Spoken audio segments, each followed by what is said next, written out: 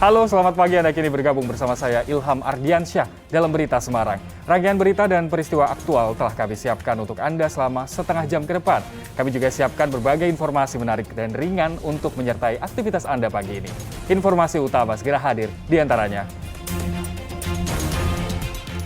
Petugas kesehatan imbau warga waspada perkembangan penyakit demam berdarah dan cikungunya pada musim hujan.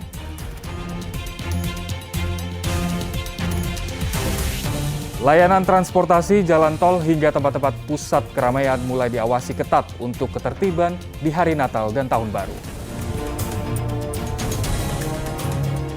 Pendapatan toko pernak-pernik Natal di Kota Semarang meningkat dibanding tahun lalu.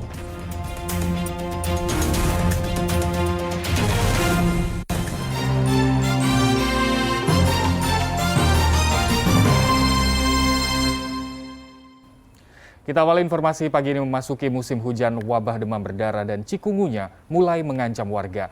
Di Kota Semarang dan Klaten, petugas gencar melakukan fogging untuk memberantas nyamuk Aedes aegypti. Pemberantasan jentik nyamuk dilakukan petugas Puskesmas Mijen, Kota Semarang bersama Ketua RW, Kecamatan, dan ibu-ibu rumah tangga. Kegiatan dilakukan karena sudah ada 5 kasus warga yang terkena demam berdarah dalam kurun waktu 2 bulan terakhir.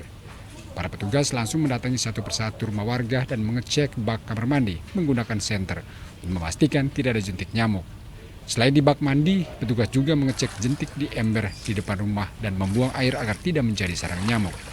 Pemantauan dilakukan di 185 rumah. Ada 12 rumah yang kedapatan berpotensi menjadi sarang nyamuk karena ditemukan jentik-jentik nyamuk dalam rumah. 12 rumah tersebut langsung dibersihkan agar tidak menjadi tempat berkembang sarang nyamuk. Itu kalinya, Mas. Dulu ada berapa orang yang kena, Pak? Dulunya 5 orang dengan 6 kakak. 6 kakak? Iya. Di sini? Wilayah RT 1, RW 1, dan RT 2, RW 1. Sudah kita lakukan edukasi pada pemilik rumah untuk melakukan pembersihan jentik nyamuk. Kegiatan fogging untuk pemberantasan sarang nyamuk juga dilakukan petugas Dinas Kesehatan Kabupaten Klaten. Kegiatan dilakukan di Desa Kedung Ngampel pada Rabu pagi. Fogging dilakukan setelah temuan puluhan warga yang terkena serangan nyamuk cikungunya di wilayah setempat, baik anak-anak hingga orang dewasa. Dan benar saja setelah petugas telah melakukan penyelidikan epidemiologi, ditemukan jentik nyamuk di lokasi. Di situ ditemukan ada jentik nyamuknya, ya. Nah, langkah kita setelah itu warga monggo bersih-bersih, ya. Kita ajari untuk pemberantasan sarang nyamuk, kita giatkan kembali. Selanjutnya kita adakan penyuluhan. Berdasarkan data puskesmas tempat, total terdapat 40 warga yang terkena cikungunya sejak awal Desember lalu. Umumnya pasien mengeluhkan demam, nyeri sendi, dan ruam di tangan serta kaki. Hingga kini masih terdapat sekitar 5 warga dirawat di rumah sakit. Di keluarga saya anak, adik 2 orang, ponakan 2 orang. Jadi 3, 4, 5, 7 ya, 7 orang. Sama gejalanya? Sama gejalanya semua. Jadi keluhannya di nyeri persendian gitu ya, Mas? Iya, persendian sakit semua. Di sini ini masih sakit semua ini, sakit di sini masih terasa sakit. Petugas puskesmas mengajak warga untuk menjaga kebersihan dan meningkatkan pemberantasan sarang nyamuk untuk mengantisipasi berkembangnya penularan penyakit cikungunya, penyakit virus yang ditularkan melalui gigitan nyamuk jenis Aedes aegypti. Ali Mustafirin dan Krisna Agung melaporkan dari Kota Semarang dan Kabupaten Klaten. Jelang libur Natal dan Tahun Baru, sejumlah pengamanan dilakukan baik dari pelayanan transportasi umum, pengamanan di ruas jalan tol, hingga tempat-tempat pusat keramaian di Jawa Tengah. Puluhan petugas Dinas Perhubungan Kota Salatiga, Dinas Kesehatan Kota Salatiga, dan Satlantas Polres Salatiga mengadakan razia kelayakan bus di Terminal Tingkir Salatiga pada hari Selasa.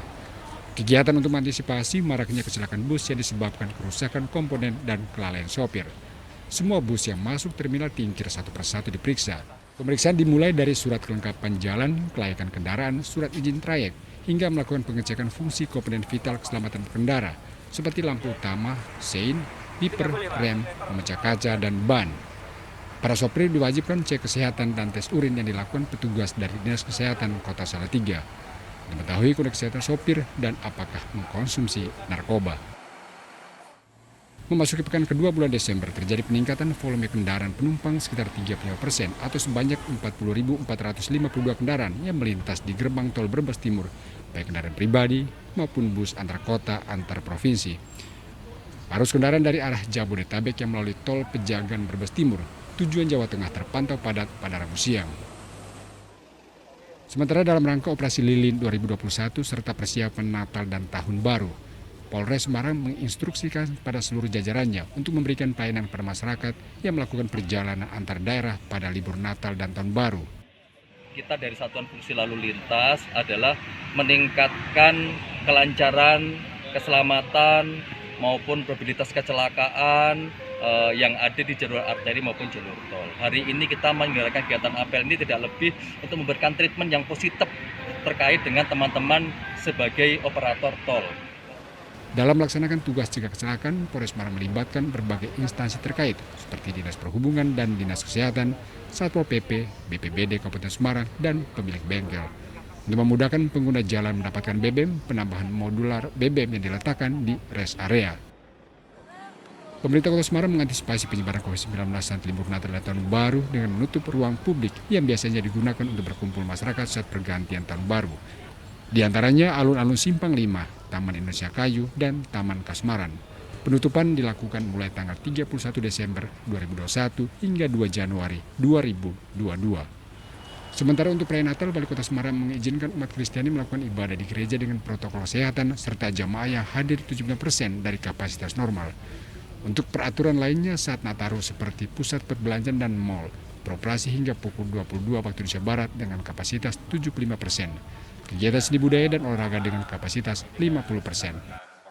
Kalau penutupannya hanya pada saat malam tahun baru, tanggal 31 sampai tanggal 2, tapi yang lainnya boleh mulai ini ya tak bacain ya. Tempat ibadah menyelenggarakan ibadah Natal sepanjang prokes maksimal 75% dari kapasitas. Sementara di Kota Solo, jelang perayaan Natal dan Tahun Baru, apel gelar pasukan pengamanan digelar di Mapolresta Solo pada Kamis pagi. Kegiatan diikuti ratusan personel dari unit TNI Polri, Satpol PP, dan instansi terkait yang akan diterjunkan dalam pengamanan Natal dan dihadiri jajaran Forkompinda Solo. Kepolisian bersama TNI dan instansi lainnya siap menjamin ibadah Natal yang kusuk dan sehat.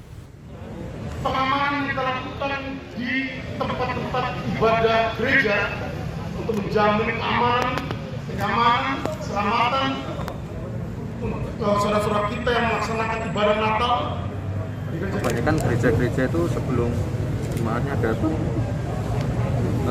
mereka udah punya nomor tempat duduk dulu, kayak nonton bioskop, jadi udah sangat ketat. Tim Liputan melaporkan.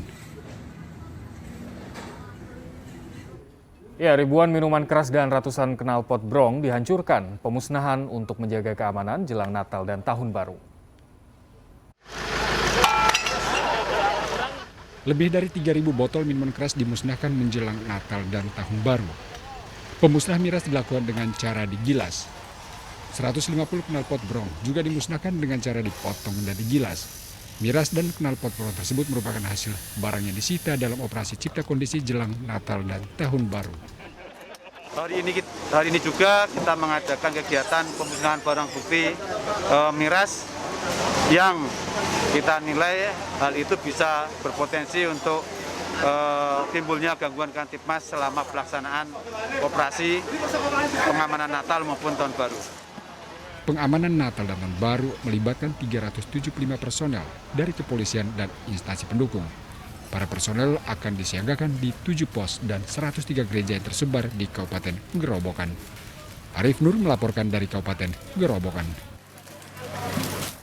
Sementara itu, toko pernak-pernik Natal di Kota Semarang kebanjiran pembeli. Pendapatan pedagang juga meningkat dibanding tahun lalu.